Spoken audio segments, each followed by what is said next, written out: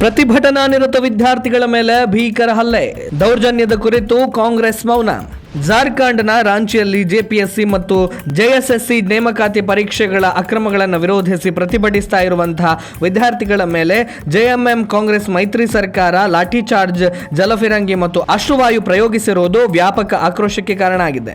ಕಳೆದ 3 ವಾರಗಳಿಂದ ಶಾಂತಿಯುತ ಪ್ರತಿಭಟನೆ ಮಾಡ್ತಾ ಇದ್ದಂತಹ ವಿದ್ಯಾರ್ಥಿಗಳನ್ನ ಪೊಲೀಸರು ಜಲಫಿರಂಗಿ, ಅಶ್ರುವಾಯು, ಶೆಲ್ಗಳನ್ನು ಸಿಡಿಸಿ ಚದುರಿಸಲು ಯತ್ನಿಸಿದ್ದಾರೆ. ಇದಕ್ಕೆ ಬಗ್ಗದಿದ್ದಾಗ ಭೀಕರವಾಗಿ ಲಾಠಿ ಚಾರ್ಜ್ ನಡೆಸಲಾಗಿದೆ. ಪ್ರತಿಭಟನೆಯ ವೇಳೆ ಪೊಲೀಸರು ತಲೆ, ಮುಖ ಮತ್ತು ಕೈಗಳ ಮೇಲೆ ಮನಬಂದಂತೆ ಹೊಡೆದಿದ್ದಾರೆ ಅಂತ ಗಾಯಗೊಂಡ ವಿದ್ಯಾರ್ಥಿಗಳು ಆರೋಪಿಸ್ತಾ ಇದ್ದಾರೆ. ಪ್ರತಿಭಟನೆ ಶಾಂತಿಯುತವಾಗಿದ್ದರೂ ಕೂಡ ಪೊಲೀಸರು ಲಾಠಿ ಚಾರ್ಜ್ ಮಾಡಿದ್ದಾರೆ ಅಂತ ವಿದ್ಯಾರ್ಥಿಗಳು ಆಕ್ರೋಶವನ್ನು ವ್ಯಕ್ತಪಡಿಸಿದ್ದಾರೆ. ಜಂತರ್ ಮಂತರ್ ಪ್ರತಿಭಟನೆಯಲ್ಲಿ ನಡೆದ ಲಾಠಿ ಚಾರ್ಜ್ ಕುರಿತಾಗಿ ಇಂದಿಗೂ ಸಂಸತ್ ಕಲಾಪಕ್ಕೆ ಅಡಿಪಡಿಸ್ತಾ ಇರುವಂತಹ ಕಾಂಗ್ರೆಸ್ ತನ್ನದೇ ಆಡಳಿತವಿರುವ ರಾಜ್ಯದಲ್ಲಿ ನಡೆದಂತಹ ವಿದ್ಯಾರ್ಥಿಗಳ ಮೇಲಿನ ಭೀಕರ ಹಲ್ಲೆಯ ಕುರಿತು ಮೌನವಾಗಿದೆ. ರಾಹುಲ್ ಗಾಂಧಿ ಅವರು ಒಂದು ಪೋಸ್ಟ್ ಹಾಕಿ ಕೈ ತೊಳೆದುಕೊಂಡಿದ್ದಾರೆ. ಕಾಂಗ್ರೆಸ್ಸಿನ ಈ ಇಬ್ಬಗೆ ನೀತಿಯನ್ನ ನೆಟ್ಟಿಗರು ಪ್ರಶ್ನಿಸ್ತಾ ಇದ್ದಾರೆ. जो स्थिति हमें दिल्ली में देखी गई